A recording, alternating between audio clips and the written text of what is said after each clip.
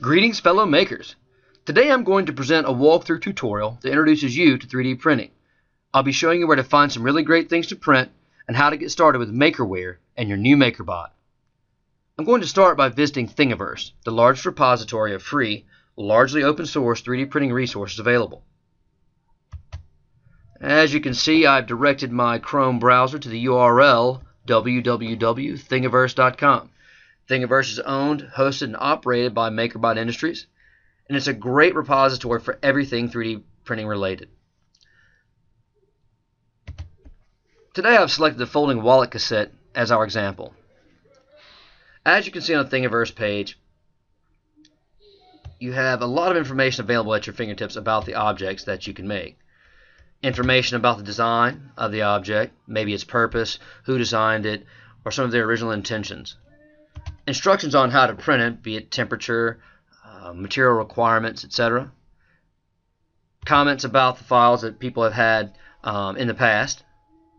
Pictures of this object that other people have made, successes as well as failures. And other people's collections that these things appear in. What we're most concerned with today are the files. The .stl format is the most common file used by 3D printing slicer programs. .stl stands for stereolithography and is a very common three-dimensional file format. It's used by everything from Autodesk Inventor to Blender to, like I said, the slicing programs like Makerware and Cura. I'm going to go down and I am going to download the version that I've had great success with. This file right here.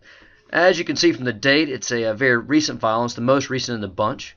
I'm going to save it to my folder entitled 3D Files, so it's easy to find. Once it is saved, I can either click directly on the downloaded file, or I can start Makerware and load it from there. To keep things simple today, I'm simply going to click on the file. Makerware will open it and will often ask if we'd like to place it on the platform or keep it centered. I'm going to move to the platform, put it where I like it. As you can see, this is a very user-friendly and simple interface. You can move your print bed.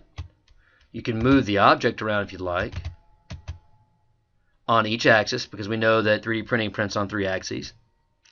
We can rotate our file in each direction if we need to. And we can scale it up and down.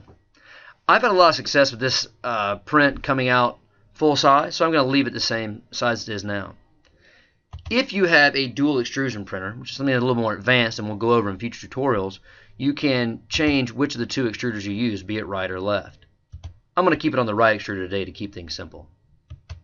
Once you've made your selections and scaled your object to the size that you'd like to print it, I'm going to go up and select Make. This will bring up the print dialog box.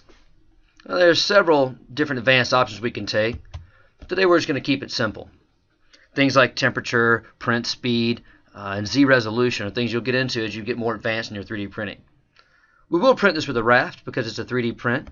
And for those of you who are new to this, the raft is a simple layer of plastic placed under the object to keep it from lifting off the print bed while printing. ABS has a habit of curling up on its edges as it cools. So this raft helps it to adhere to the printing surface as it prints. After we made our selections, we're going to choose a raft. We're going to keep the supports off, which are basically there to keep things like overhangs and hollowed out extrusions from collapsing on themselves. We're going to turn those off because we don't have any kind of overhang here. As you can see, it's simply a flat file. We're going to do it at the standard print speed and resolution, and we're simply going to click Export. We're going to export this to our desktop and transfer it to our memory card, and then transfer it from the flash memory card into the printer. Click on Save, and as you can see, MakerBot will slice it into all of its segments at the selected resolution, be it 0.1 millimeter to 0.3 to 0.4 millimeters. It'll verify the file,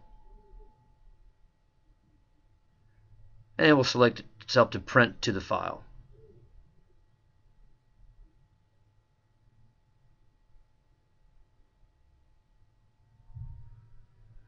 If you're connected directly to your printer, at this time the printer will start up and begin printing your thing. If it's not, you'll need to take out your flash card, transfer it to the MakerBot, insert it into the drive, select Print from SD card, find your file in the repository there on your MakerBot, and print it up. There you go. That's how you get started with Makerware, Thingiverse, and your brand new MakerBot. As you print things, you'll learn the ins and outs and a lot of the more refined techniques used in printing, and we'll go over those in some more advanced tutorials later on. Thanks for tuning in.